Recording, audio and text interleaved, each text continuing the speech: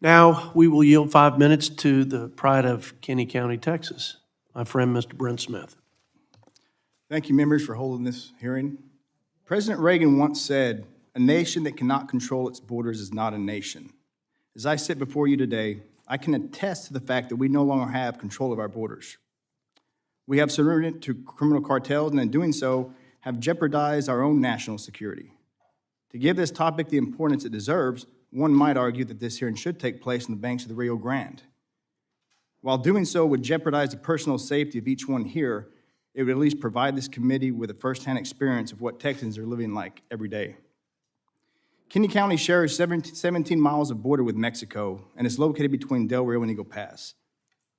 While the jurisdiction of my office may be limited geographically to Kinney County, you can be certain that the facts of my testimony expand well beyond its borders and apply to every county along our southern border with Mexico. For Texans living on the border, words cannot adequately describe the conditions on the ground. Our homes are being broken into in the middle of the night. The main street of our small towns are now a place of high-speed car chases with cartel smugglers. Walking outside on your own property after dark is no longer safe. To put it plainly, Texans no longer enjoy the safety and security of a sovereign border.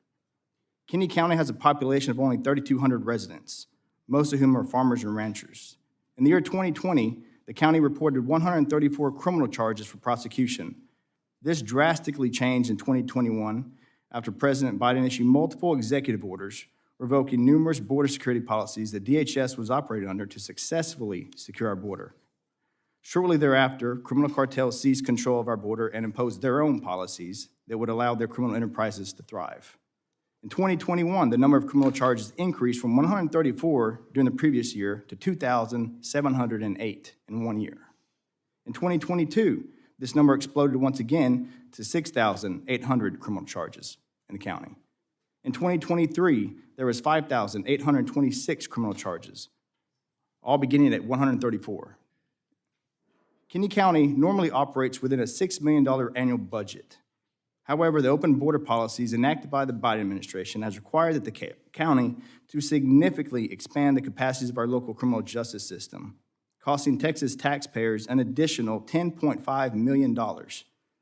Perhaps, however, the most significant cost that we have sustained during this border crisis is the loss of the safety and security we once enjoyed as Americans.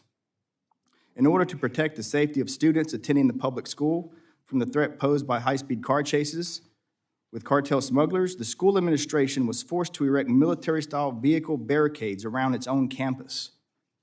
On at least one occasion, the smuggled occupants of a vehicle breached these barriers on foot and attempted to enter the school while the campus was on lockdown. In another incident, a county resident was forced off the highway during her commute to work when a human smuggler shot her vehicle multiple times in an effort to avoid capture by law enforcement.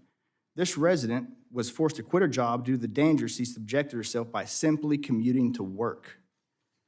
The unmistakable sound of a helicopter in flight in Kinney County now causes families to bring their children inside the home and shelter in place until law enforcement gives an all clear. What dollar amount do you assign to the loss of safety and security? I'm not certain, but I do know the cost is very high. In an effort to provide adequate warning to residents of an ongoing law enforcement pursuit, a county-wide text alert system has been in place, which undoubtedly has saved many lives. Even with such proactive measures in place, 2 tax-paying residents have died because emergency medical services were not available when they were needed the most. On both occasions, all available paramedics were deployed to human smuggling events miles away and were unable to respond to the county resident. This is a clear example of how an open border policy has deadly consequences for Americans across this nation. The violence and lawlessness occurring on our border is not sustainable for any sovereign nation, let alone a Texas county comprised of 3,200 citizens. Make no mistake, the willful neglect of this administration's refusal to enforce the laws of our nation have compromised the safety and security of not only Texans, but every American. Texans should not have to bear the financial burden of securing the border while this administration actively undermines our efforts to protect our own citizens. However, we have a sacred duty to preserve those liberties we inherited from others who paid the ultimate price.